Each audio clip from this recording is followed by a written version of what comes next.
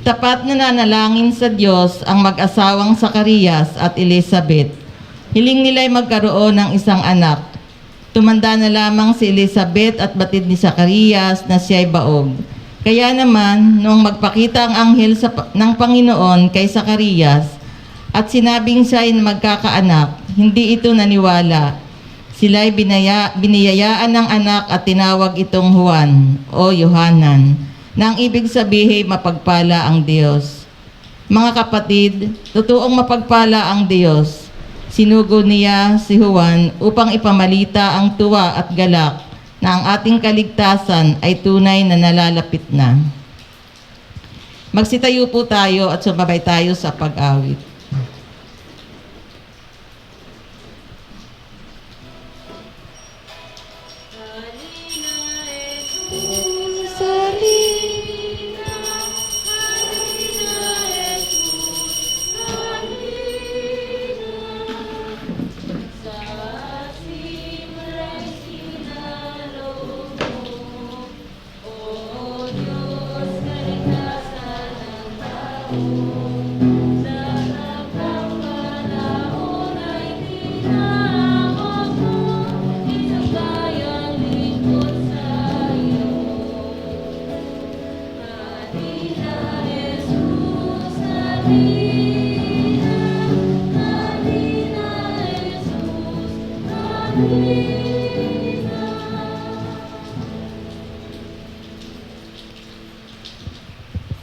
Sa ngalan ng Ama at ng Anak at ng Espiritu Santo.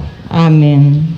Ang pagpapala ng ating Panginoong Jesucristo, ang pag-ibig ng Diyos Ama, at ang pagkikipagkaisa ng Espiritu Santo naway sumainyong lahat. At sumayo rin. Magandang umaga sa inyong lahat. Magandang umaga rin po, Father. At welcome sa ating banal na misa, itong ating Misa di Gallo, pang-apat na Misa di Gallo. Sa misang ito, itaas natin sa Diyos yung ating mga dasal, mga kahilingan, mga pagpapasalamat sa lahat ng mga biyayang ating natanggap galing sa Kanya. Isama rin natin sa ating misa ngayon ang intensyon ng ating mga kapatid, kapwa na kung saan biktima ng bagyo, ng baha doon sa Mindanao. Nawa silang lahat ay hindi pababayaan ng bawat isa at higit sa lahat ng Diyos.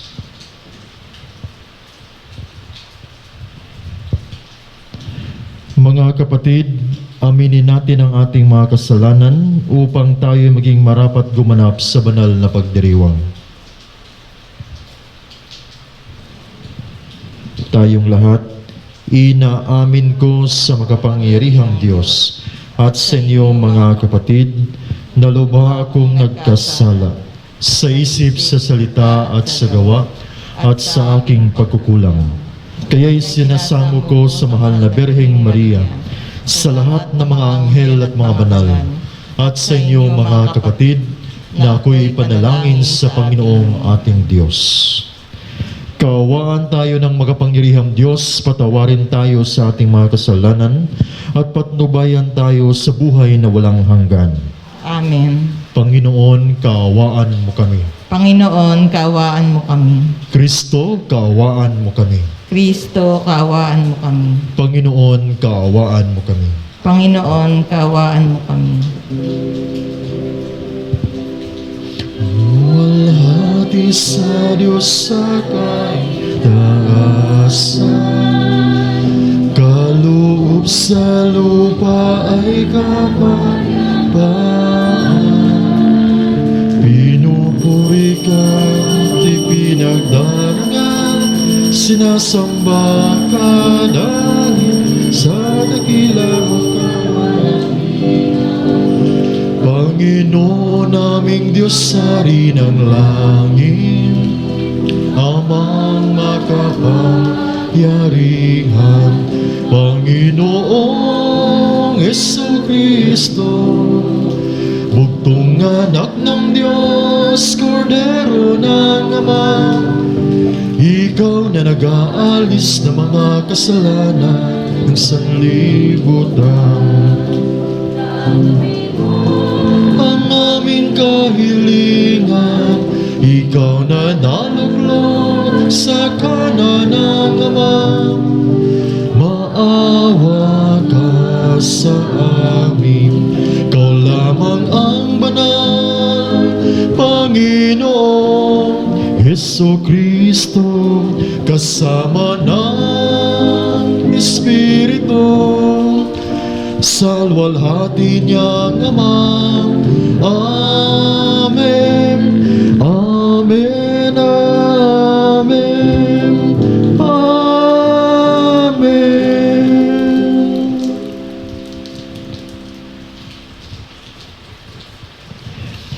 Isasama ko rin sa misang ito ang kagalingan, ang fast recovery ni Rico Hostopito.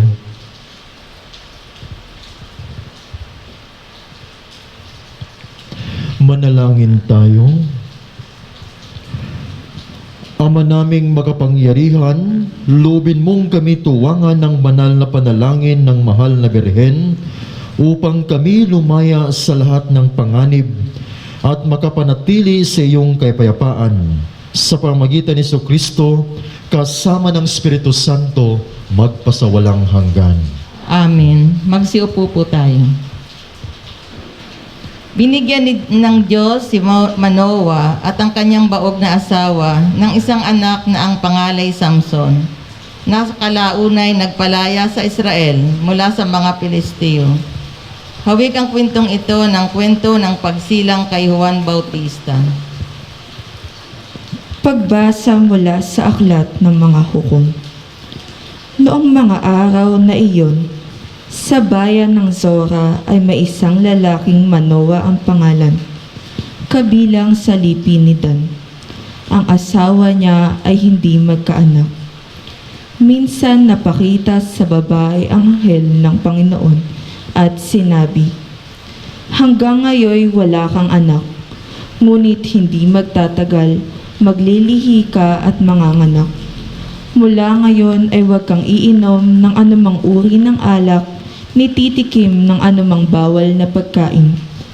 Kung maipanganak mo na siya, huwag mong papuputulan ng buhok, pagkat mula sa kanyang pagsilang ay itatalaga na siya sa Diyos. Siya ang magsisimulang magligtas sa Israel mula sa mga Filisteo." Ang babae lumapit sa kanyang asawa at kanyang sinabi, "Napakita sa akin ang isang propeta ng Diyos, parang anghel. Kinikilabutan ako. Hindi ko tinanong kung taga saan siya, at hindi naman niya sinabi kung sino siya. Huwag daw akong iinom ng alak, ni titikim ng anumang bawal na pagkain, pagkat ang sanggol na isilang ko'y itatalaga sa Diyos." Dumating ang araw at nanganak ang asawa ni Manoah. Lalaki ang sanggol at pinangalanan nilang Samson. Lumaki ang bata na patuloy na pinagpapala ng Panginoon. Ang Espiritu ng Panginoon ay lumukob kay Samson. Ang salita ng Diyos. Salamat sa Diyos. Lagi kong papupurihan ang iyong kapangyarihan. Lagi kong papupurihan ang iyong kapangyarihan. Ikaw nawa ang moob ko at ligtas na kakanlungan, matatag na kublihan ko at matibay na sanggalang. Sa lahat ng masasama, O Diyos, ako'y ipaglaban. Tugon. Lagi kong papupurihan ang iyong kapangyarihan. Panginoon, sa iyo ko inilagak ang pag-asa. Maliit pang bata ako, sa iyo'y may tiwala na. Sa simula at mula pa, wala akong inasahang mag-iingat sa sarili, kundi tanging ikaw lamang. Tugon. Lagi kong papupurihan ang iyong kapangyarihan. Pagkat ikaw, Panginoon, ay malakas at dakila, ang taglay mong katangi ay ihahayag ko sa madla. Sa pulpa sa pagkabata, ako'y iyong tinuruan. Hanggang ngayoy sinasambit ang gawa mong hinahangaan. Tugon. Lagi kong papupurihan ang iyong kapangyarihan. Magsitayo po tayo. bilang pagbibigay galang sa banal na ebanghelyo.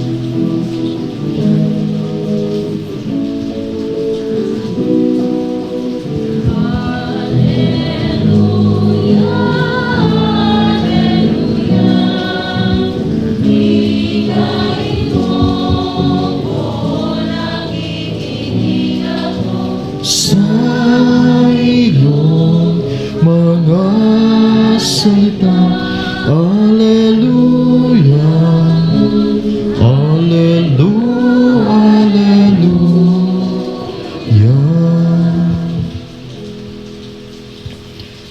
Sumainyo ang Panginoon. At sumayo rin. Ang mabuting balita ng Panginoon ayon kay San Lucas. Papuri sa iyo, Panginoon.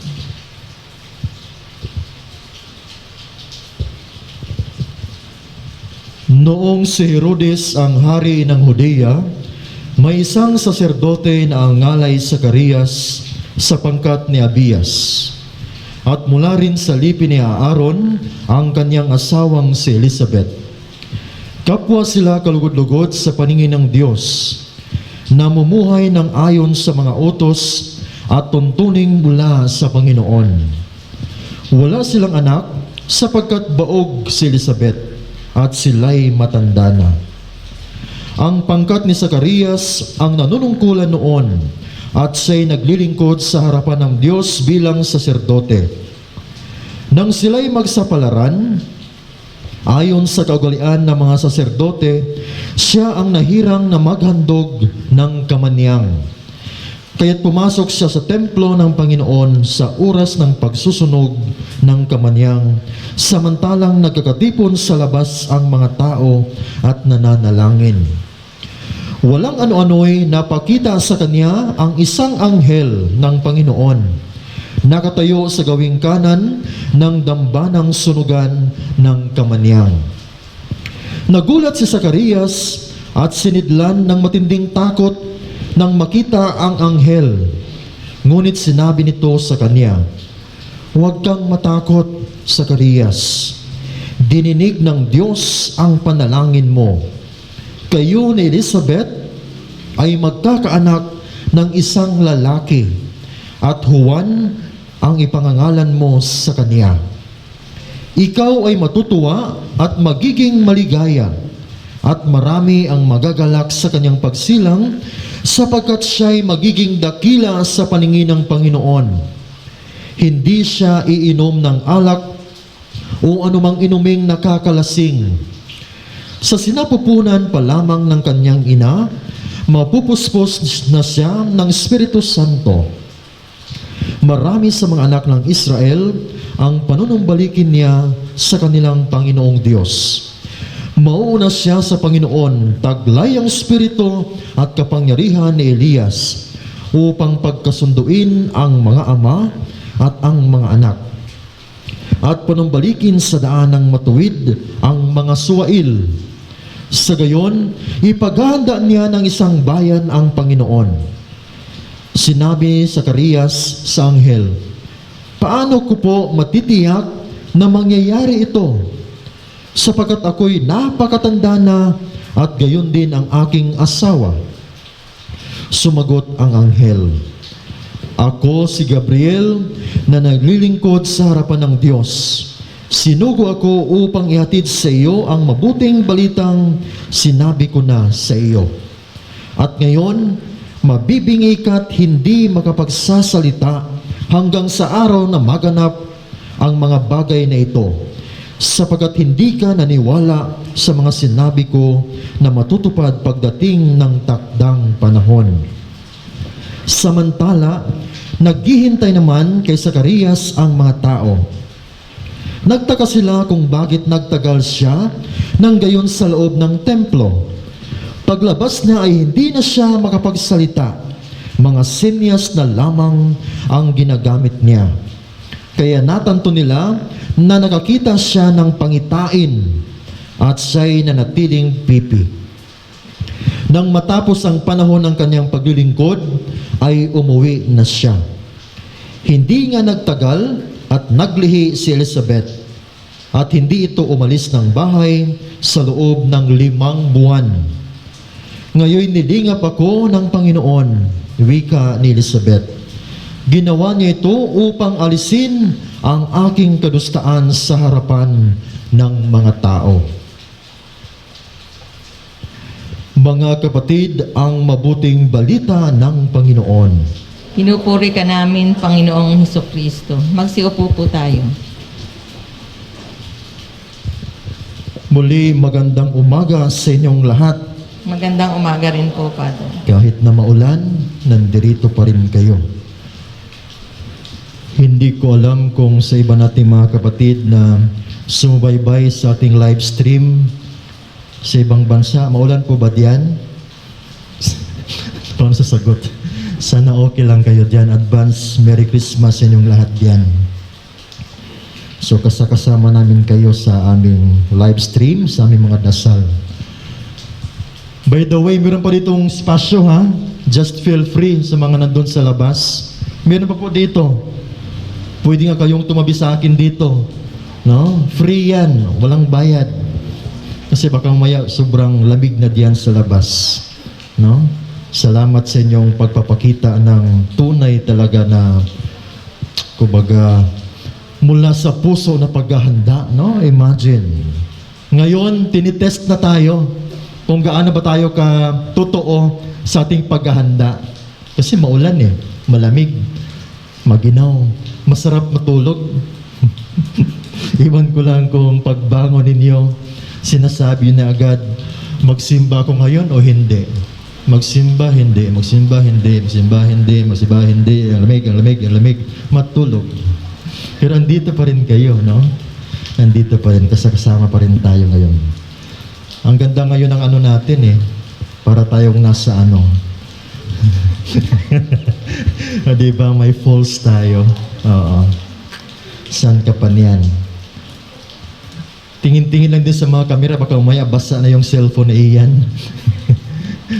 Oo, kay Ian pa naman cellphone yan. So mga kapatid, narito na tayo sa ika-4 na Misa de Gallo, pang-4.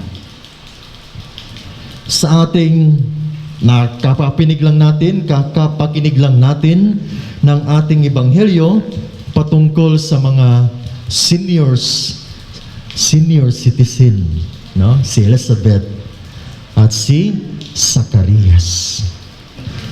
Sa inyong bahay ba meron ng mga senior citizens? O kayo mismo senior na kayo sa bahay niyo? Kumusta? Kumusta ang buhay na mayroong kasamang mga senior citizen? Masaya ba? Pabigat ba? Paano niyo sila tinitingnan? Itong mga seniors. Sa amin kasi, sa mga kaparian, sa amin mismo, sa kongregasyon namin, yung mga seniors namin, we really see to it na bago sila mawala, para ang sama naman ni Father magsalita. Kumbaga, we let them feel na importante sila. Kasi pag once aabot na tayo doon sa punto na parang malapit na tayo, minsan nakapanghina ng loob eh. Meron dong magic word na para sa amin, sinasabi rin nila na magkakaroon sana sila ng graceful exit. No? Graceful exit. Meron kaming bahay doon sa Gilmore, bahay ng mga matanda. Hindi naman siya masyadong malaki. Pag pupunta ka sa kanto, pader. Pag sa kabila, pader. Kaya maisip ng iba, departure area na talaga. Departure area. Unlike sa ibang mga bahay ng mga matanda, malawak, makapaglakad sila ng malayo, pero yung sa amin medyo sakto lang. Hindi ganong malaki, hindi rin ganong maliit.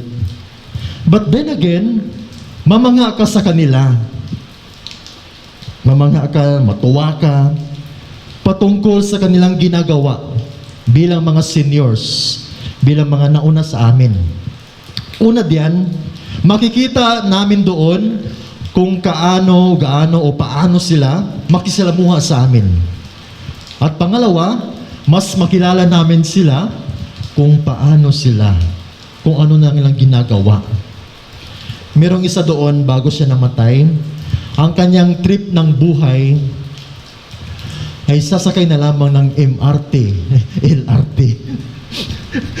Kanto to kanto. Yun ang trabaho niya. Yun naman, wala namang nag-i-enjoy naman siya doon. Pero bago pa noon, bago siya umabot sa ganun na sitwasyon, ang dami niyang nagagawa. Ang daming mga gandang nagawa. Ang dami niyang nai-contribute sa amin, sa aming kongregasyon.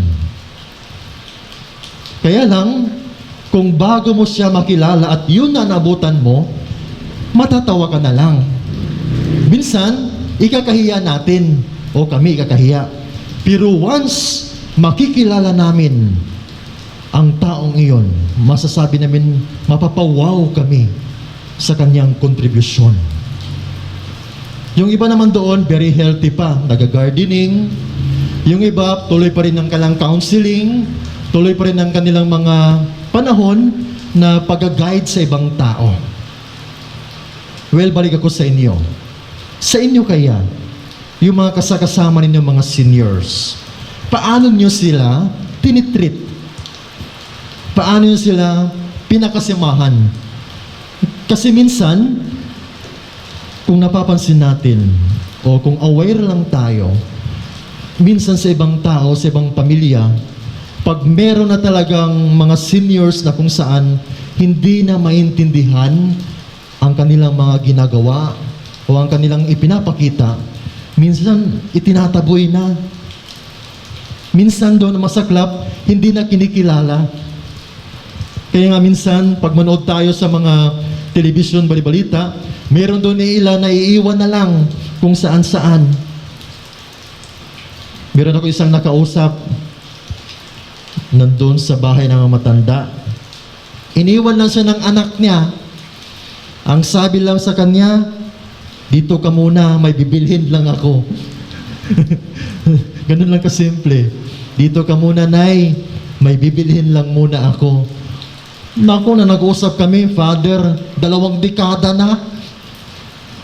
Ni minsan hindi ako binisita. Sabi niya, salamat at nandito kayo. At least, may palabas ko yung aking sama ng loob. Imagine kung ganun na sistema, ganung klase. Paano ba siya magkakaroon ng graceful exit? Kung sa kanyang pag-alis, hindi siya masaya. No? Kung ating titingnan, hindi naman siya abot ng ganun, hindi naman siya ginusto ng ganun.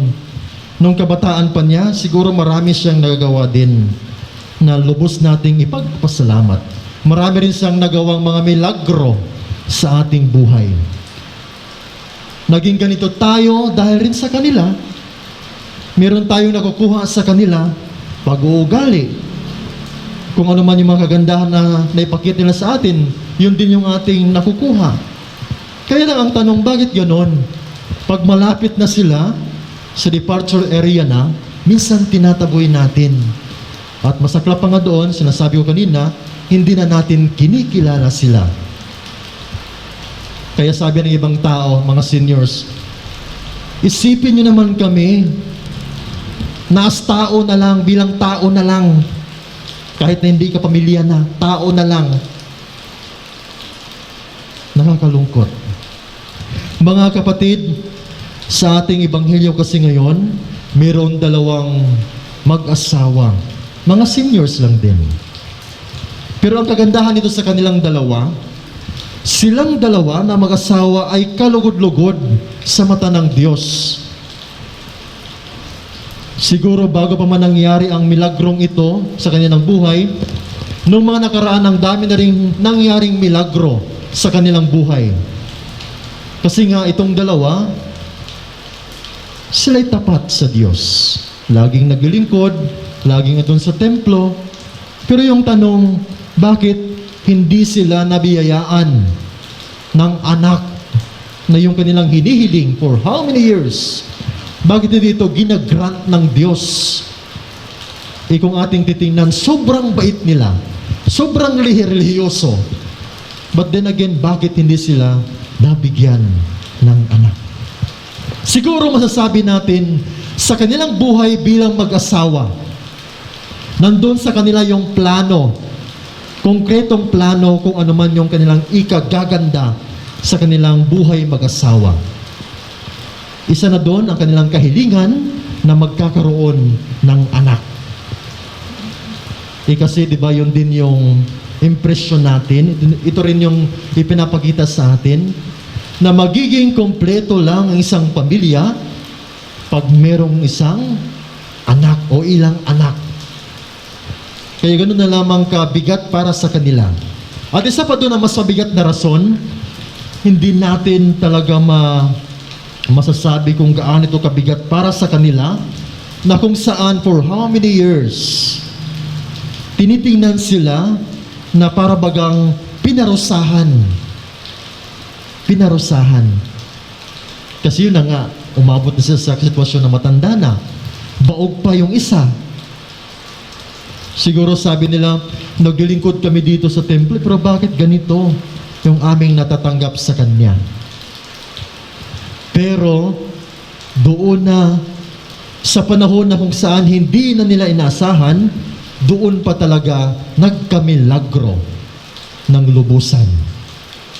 Ika nga, di ba, si Zacarias, hindi makapaniwala. Kasi to think, senior na sila. Paano ba sila magkaanak? Baog pa yung isa. Pero, ang galaw ng Diyos, hindi natin masukat-sukat. No? Ang galaw ng Diyos, something that is cannot be measured. Ang ginawa lang kasi nila sa kanilang buong buhay, tuloy-tuloy lang sila. Tuloy-tuloy lang kanilang buhay. Tuloy-tuloy lang ang kanilang pagdarasal.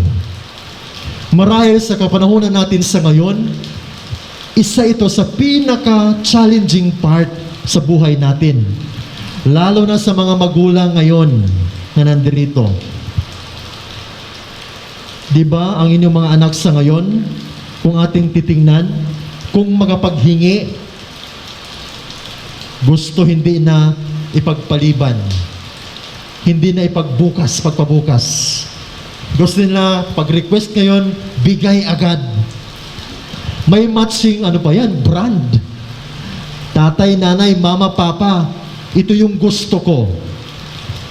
Pag hindi mo ito ibigay ngayon, wala na. Hindi mo na makausap. Maglalakwatsa na. Wala na sa bahay. Kasi iba na yung ipinapakita ng mga bata sa ngayon.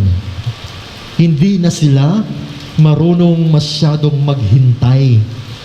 Gusto nila andun agad, andyan agad. Marahil isa itong matutunan natin sa ating ebanghelyo sa ngayon. Kay Elizabeth at kay Zacarias. Natuto silang maghintay sa tamang panahon, sa takdang panahon. Kung ano man yung kanilang hinihiling dati, no? Kung ano man yun, wala lang pala yun, di ba? Kung ating nakikita sa ating napakinggan, sobra-sobra pa yung kanilang natanggap galing sa Diyos. Imagine ang anak na ibinigay sa kanila, hindi lang basta-bastang anak. No? Hindi lang basta-basta. Si Juan, anak siyang maghahanda sa daraanan ng manunubos. So we can imagine how special that gift. Na kumbaga, kaparte sila mismo, sila mag-asawa, sa dakilang plano ng Diyos. Sino bang hindi matutuwa sa ganon? No? Napifail ka man sa iyong mga pinapangarap doon, hindi mo man nakuha yung mga dinadalangin, pero meron namang katumbas na mas higit pa sa iyong pinapangarap. Mas higit pa sa iyong dinadalangin. So yun yung isa sa mga gandahan. Kung matuto sana tayo maghintay sa tamang takdang panahon, ibibigay at ibibigay yan ng Diyos para sa atin. Alam ko sa ating pagtitipon sa ngayon, meron tayong mga hinihintay. Yung tanong doon, ilang dekada, ilang taon na ba yan na iyong inihintay, na ipagkaloob ng Diyos? Kayo ba sa iyong buhay, kung ito yung gusto mo, ano yung ginagawa mo? Bilang ikaw, kung yun talaga yung gusto mo, ano ginagawa mo? Nan ba sa iyo itong, kumbaga, gana, itong excitement na pinagpadasal mo talaga, dinadasalan mo talaga na makukuha, maabot mo ito? At kung hindi pa ibinigay sa iyo, anong pakiramdam? Kung hindi pa inibigay sa iyo, baka mamaya, hindi pa talaga para sa iyo. Tinitest ka pa, o marahil meron pang ibang biyaya na para sa iyo. Di ba mga kapatid, sa ating buhay, minsan mabigla at minsan mamangha na lang din tayo. Merong ibibigay ang Diyos sa atin. At minsan masasabi natin, Panginoon, bakit ba ito? Hindi ko ito hinihiling sa iyo. Bakit ito ang ibinigay mo? At minsan, nakakamangha doon, yung wala ka talagang kaalam-alam. Bakit binigay na lang yan ng Diyos sa iyo? Pero, minsan, mas lalo tayong mamangha kung nagagawa na natin ito. Halimbawa, merong isang pinapagawa sa iyo ng Diyos, na minsan yun yung ayaw mo. Pero nagawa mo, naibigay mo lahat. Bottom line, hindi lamang ikaw ang gumagawa nun, kasama mo ang Diyos. Naging matagumpay ka sa isang bagay, hindi lamang sa iyong kakayanan, kundi dahil kasama mo ang Diyos sa lahat ng mga hamon sa buhay. Kaya dapat magpasalamat tayo lagi sa Kanya. Dapat ibigay natin sa Kanya kung ano rin yung nararapat. Kaya nga yung ating tema ngayong taong ito, gifted to give. Lahat naman tayo gifted sa maraming bagay. Magkaiba nga lang. Pero yung tanong, are you willing to give what you have? Are you willing to share kung anong meron sa iyo? Minsan kasi sa ating pamabahagi, yun din yung makapagmilagro sa atin. Nabigay lang tayo ng bigay. Pasalamat sa Kanya, pasalamat sa ibang tao. Until such time, mamangha na rin din tayo na ang dami-dami na rin palang ating natatanggap na ibinigay balik sa atin ng Diyos. So ganun katapat ang Diyos sa Kanyang mga pangako para sa atin. Sa mga seniors natin, minsan kasi pakiramdam nila, late na, matanda na, wala nang silbi. Kaya napakalaking hamon para sa atin. Paano ba natin ipadama sa kanila? Nasa kanilang katandaan, ay meron silang importansya. Nasa kabila ng kanilang katandaan, espesyal pa rin sila. Meron doon isang imahe na kung saan nung bata pa lang yung isang taong yon, siya yung pinapaliguan. Pero pagdating ng panahon, di ba baliktad na? Siya na yung nagpapaligo sa kanyang lolo-lola. Kaya ganun lang yung cycle. The way how we see things, sana ganun. Hindi na natin kilalanin. Ikadugo pa naman natin minsan di natin kinikilala. Sa mga kapatid, sana sa ating pagtitipon sa ngayon, malaman natin ano ba ito mga kaloob sa atin ng Diyos. Tayo mismo, bata man o matanda na o seniors, ano ba itong misyon na ibinigay sa atin ng Diyos? Kasi hindi lang naman parte tayo sa malakiang, dakilang plano ng Diyos. Kaparte tayo sa kabuuan. Ikaw, ako, tayong lahat, meron at merong kaparte. tayong lahat merong maibigay sa ating sanlibutan.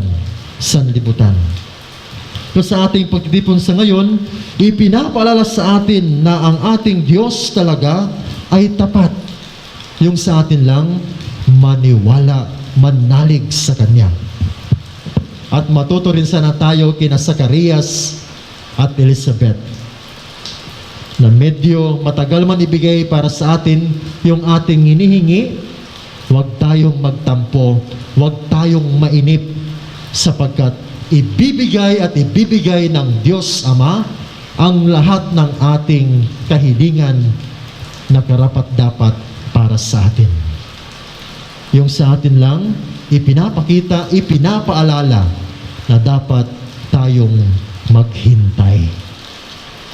Maghintay na may kasamang galak. Yan din yung ibig sabihin ng Adbyento. Sense of Advent. Na maghintay tayo na may kasamang galak. Maniwala na time will come. Ibibigay sa atin ang lahat. Gaya ng isang kanta na napakagandang linya, in His time, He makes all things beautiful in His time. Sa panahon ng Diyos, sa Kanyang takdang panahon, ang lahat ng ito'y ibibigay niya ng sobra-sobra, lubos-lubos sa ating paniniwala. Amen. Magsitayo po tayo.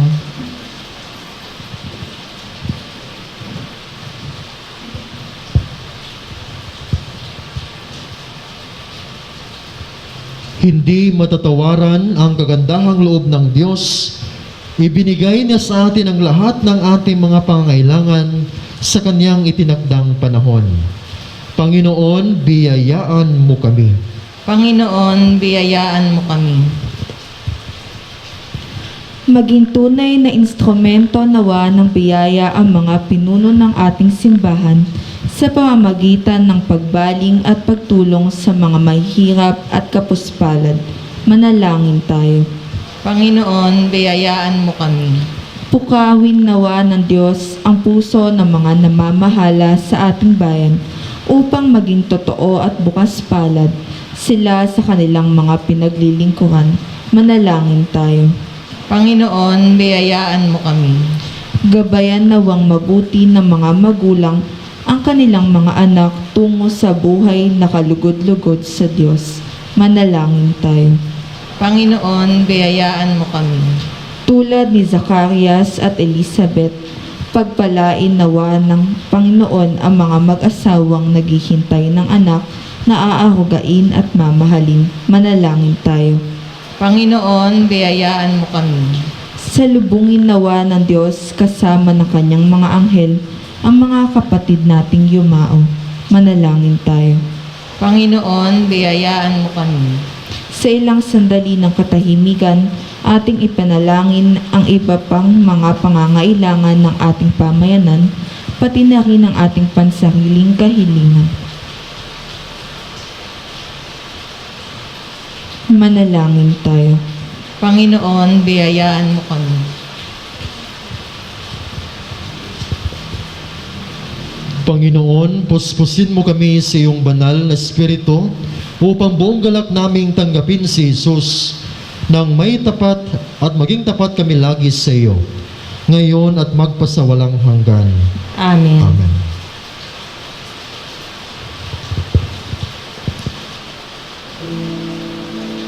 Magsiupo po tayo.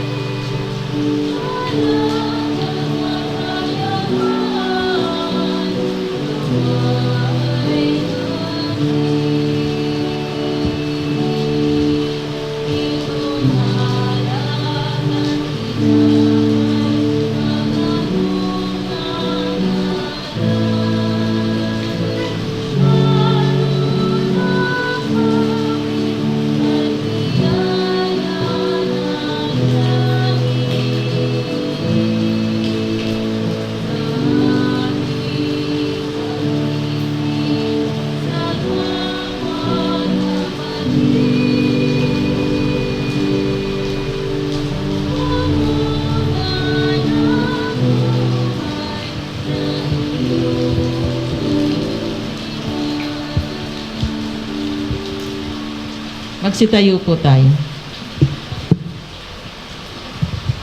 Manalangin kayo mga kapatid upang paghain natin ay kalugdan ng Diyos sa mga makapangyarihan. Tanggapin nawa ng Panginoon itong paghahain sa iyong mga kamay, sa kapurihan niya at karangalan, sa ating pakinabangan at sa buong sambayanan niyang banal. Ama naming lumikha, sa pagunitan namin sa mahal na Birhen, hinihiling namin ang aming paghahain ay lakipan mo ng kapupunan upang kami ay maging handog na ikinalulugod mo kailanman. Sa pamamagitan ni Jesucristo kasama ng Espiritu Santo, magpasawalang hanggan. Amen. Sumainyo ang Panginoon. At sumayo rin. Itaas sa Diyos ang inyong puso at diwa. Tinaas na namin sa Panginoon. Pasalamatan natin ang Panginoong ating Diyos. Marapat na siya ay pasalamatan. Ama naming magapangyarihan, tunay ngang marapat na ikaw ay aming pasalamatan sa pamamagitan ni Jesucristo na aming Panginoon. Ang pagsusugo mo sa Kanya ay pinahayag ng lahat ng mga propeta.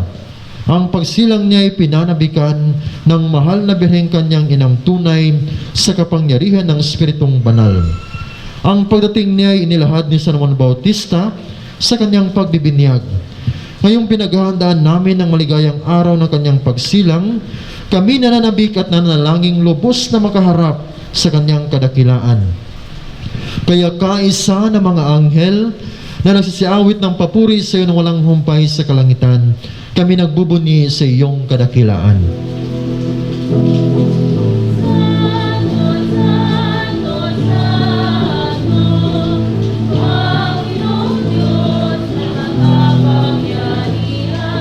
Napupuno ang langit at lupa ng kaluwalhatian mo. Hosana, Hosana sa kahitasan. Hosana, Hosana. Pinagpala ang naparirit mo sa ngalan ng Panginoon. Hosana, Hosana sa kahitasan. Hosana, Hosana sa kahitasan.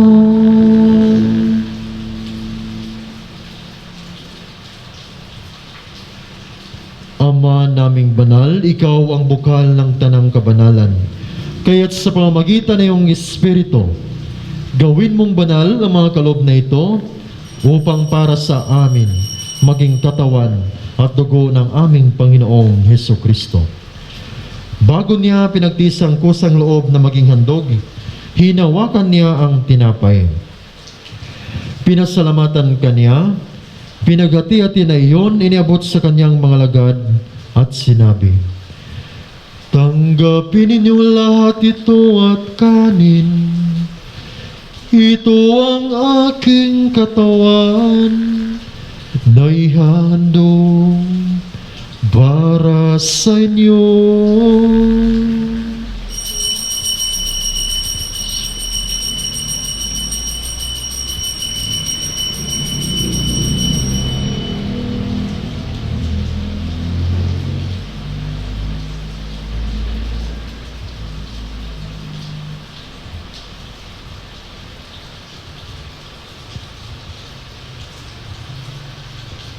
Gayon din naman nung matapos ng hapunan, hinawakan niya ang kalis.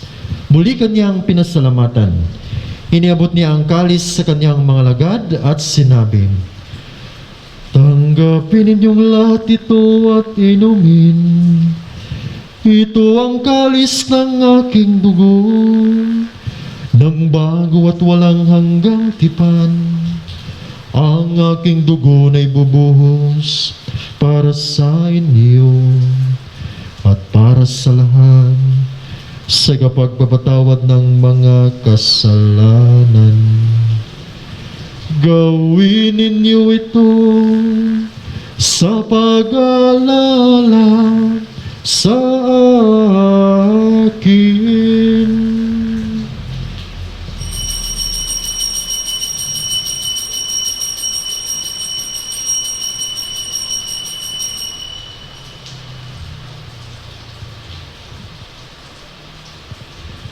Ipagbunyin natin ang misteryo ng pananampalataya.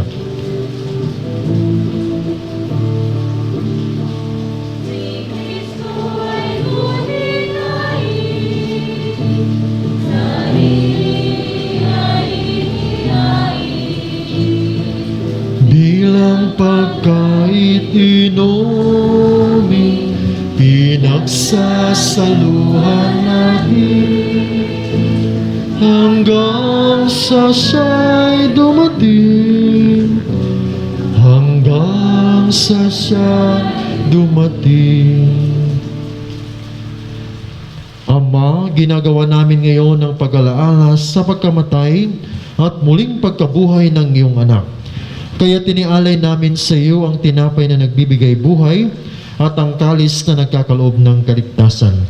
Kami nagpapasalamat dahil kami yung minarapat na tumayo sa harap mo para maglingkod sa iyo. Isinasamo namin kaming magsasalo-salo sa katawan at dugo ni Kristo ay mabuklod sa pagkakaisa sa pamamagitan ng Espiritu Santo. Ama, lingapin mo ay yung simbahang laganap sa buong daigdig. Puspusin mo kami sa pag-ibig. Kaisa ni Francisco na aming Papa at ni Pablo Virgilio na aming Obispo at ng Tanang Kaparian. Alalahanin mo rin ng mga kapatid naming nahimlay nang may pag-asang sila'y muling mabubuhay. Gayon din ang lahat ng mga pumanaw. Kaawaan mo sila at patuloyin sa iyong kaliwanagan. Kaawaan mo at pagindapatin kaming lahat na makasalo sa iyong buhay na walang wakas.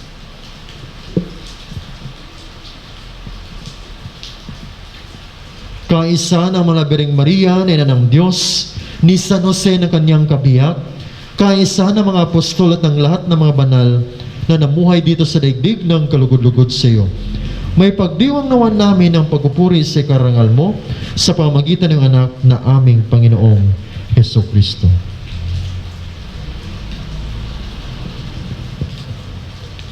Sa pamamagitan ni Kristo, kasama niya at sa Kanya, ang lahat ng parangal at papuri ay sa iyo, Diyos amang makapangyarihan, kasama ng Espiritu Santo, magpasawalang hanggan.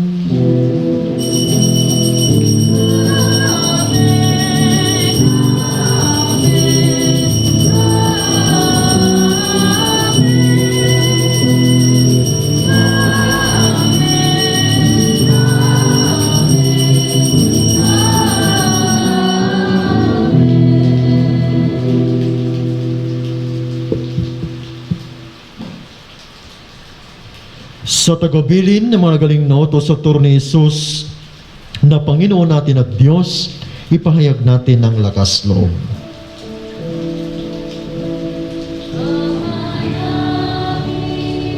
Sumasalangit ka, sambahin ang anak mo, mapasa amin ang kaharian mo, sundin ang loob mo,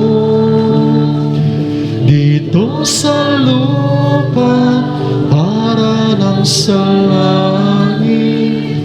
Bigyan mo po kami ngayon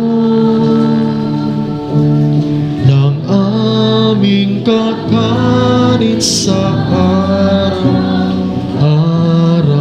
at patawarin mo kami sa aming mga sala para ng pagpapatawad namin sa nagkakasala sa amin, at huwag mo ipahintulot sa tukso, at iadya mo kami sa lahat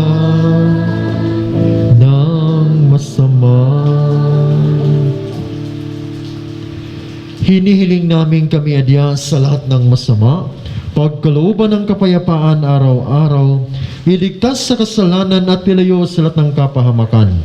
Samantalang aming pinanabikan ang dakilang araw ng pagpapahayag ng tagapagligtas naming si Jesucristo.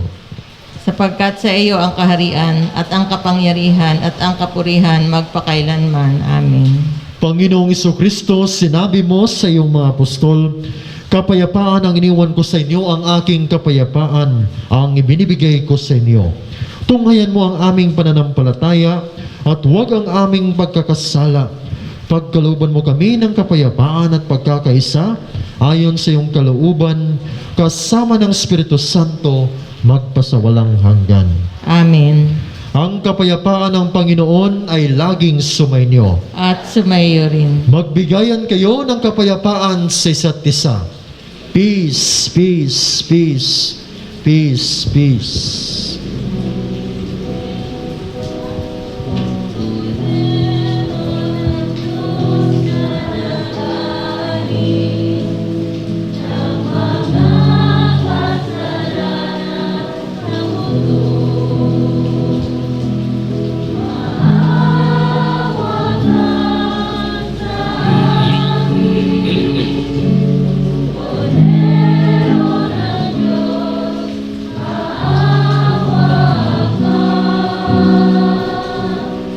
Kordero ng Diyos na nag-ari ng mga kasalanan ng mundo,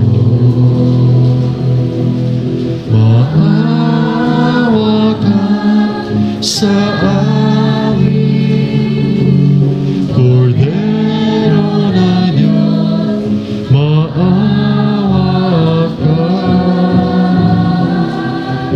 Kordero ng Diyos na nag-ari ng mga kasalanan ng mundo,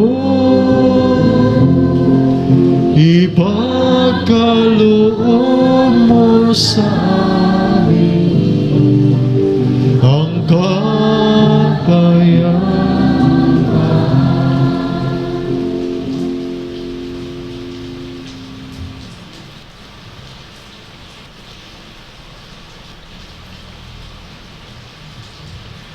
Ito ang kordero ng Diyos, ito ang nag-aalis ng mga kasalanan ng sanlibutan.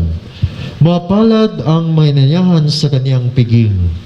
Panginoon, hindi ako karapat dapat magpatuloy sa iyo. Ngunit sa isang salita mo lamang ay gagaling na ako.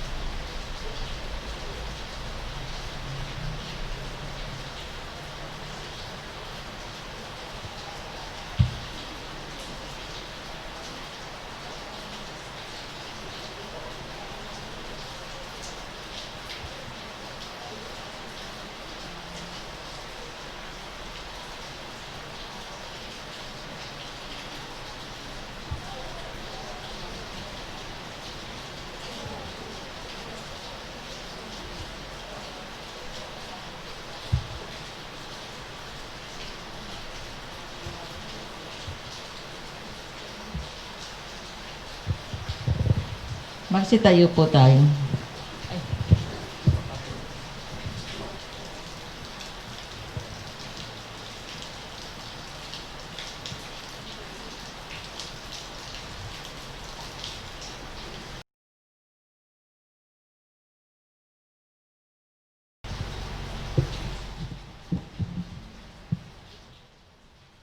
Manalangin tayo. Ama naming mapagmahal, ang aming pagsasalo sa haing nagbibigay buhay sa pagunitan namin sa mahal na ina ng iyong anak ay magdulot nawa sa amin ng iyong kagandahang loob upang lagi naming madama ang iyong paglingap sa pamamagitan ni Jesucristo kasama ng Espiritu Santo magpasawalang hanggan. Amen. Orasyo Imperata laban sa COVID-19.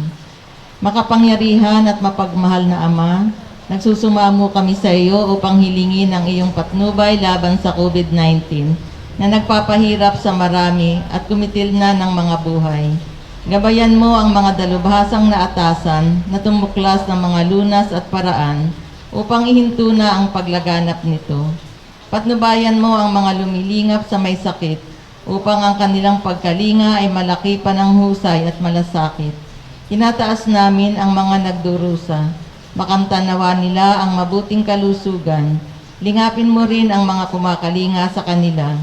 Pagkamitin mo ng kapayapaang walang hanggan ang mga pumanaw na.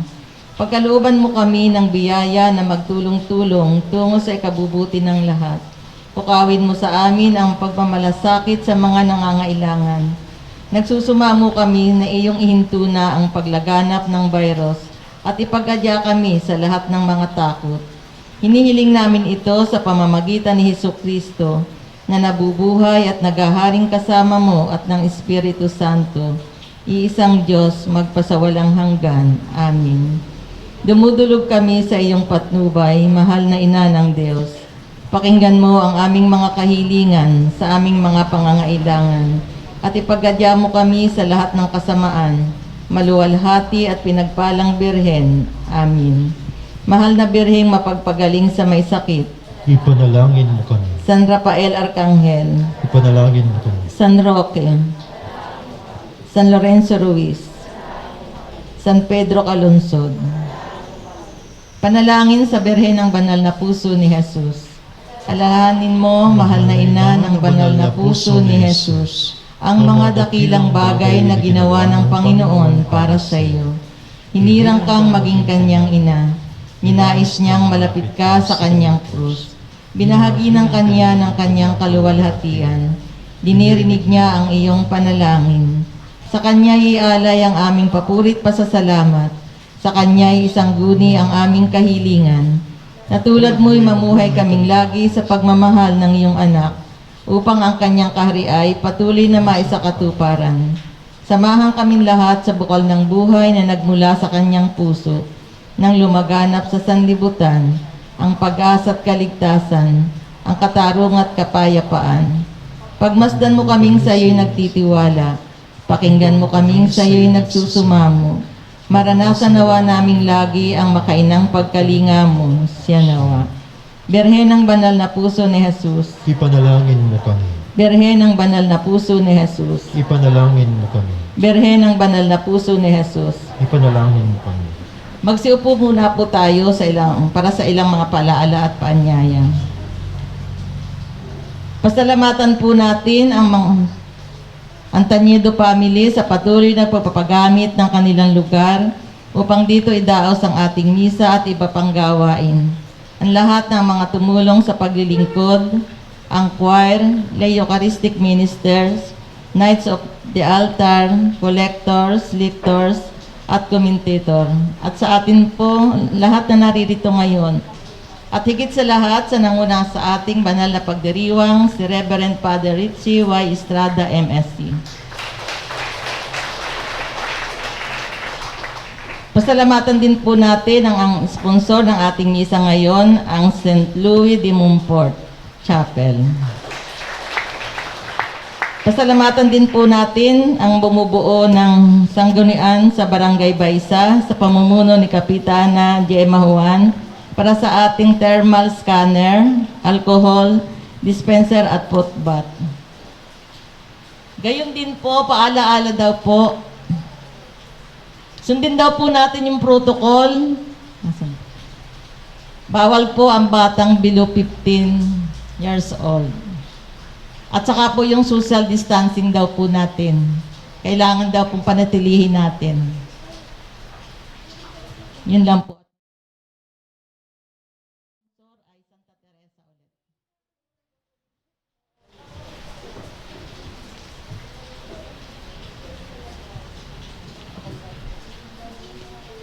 So bukas kung ganito din yung mangyari, medyo maulan, so feel free to move forward. May space pa dito, pwede pa dito. Meron pa doon, gusto niyo doon, VIP doon. No, nasa inyo na. Ang importante, nakapakinig kayo ng salita ng Diyos. Pwede si Madam Annie doon, na banda. No, siya lang nandito. So feel free to fill in the spaces. No? Kasi para makamove din sila. Baka nahiya lang sila doon. Basa na kanilang yung mga mamahaling sapatos, sandal. Sige lang. Feel free to move. No? You're feel free to move. May bakante din diyan. Pwede rin kayo diyan. No? Oh, feel free to move para mapapasok natin sila doon. Kawawa sila doon sa labas. Okay, pangalawa, yun din. Kailangan nating sundin talaga lagi yung protocol. So, from time to time, meron pong bibisita sa atin. So, sorpresa. Kaya, kailangan sumusunod tayo kasi yun naman talaga yung para din naman sa atin kapakanan, no? Kasi alam naman natin yung COVID, hindi pa napapagod, hindi pa nawawala. So, ito yung ating pinagdasal na mawala na talaga para mabalik normal na tayo. Sumainyo ang Panginoon At sumayo rin. Magsiyuko kayo at hingi ng pagpapala ng Diyos. Ama naming mapagpala, ipagkaloob mong makilala ng iyong mabayan ang pinahayag na sinasampalatayanan at mahalin ang tinanggap sa pagdiriwang na banal na pakikinabang sa pamamagitan ni Jesucristo kasama ng Espiritu Santo magpasawalang hanggan. Amen. At pagpalain kayo ng makapangyarihang Diyos, Ama at Anak at ng Espiritu Santo. Amen. Amen. Tapos na ang banal na misa, humayo kayong mapayapa. Salamat sa Diyos.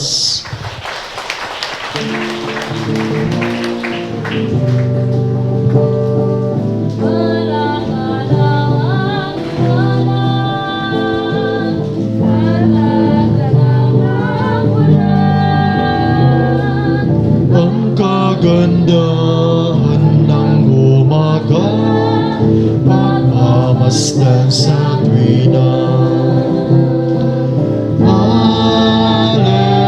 Alleluia, Alleluia,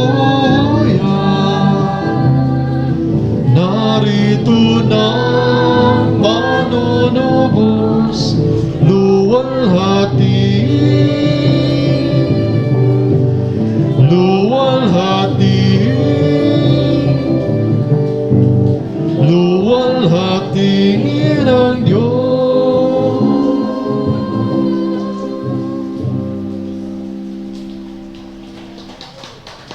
Magandang umaga muli at see you tomorrow, same time, same venue.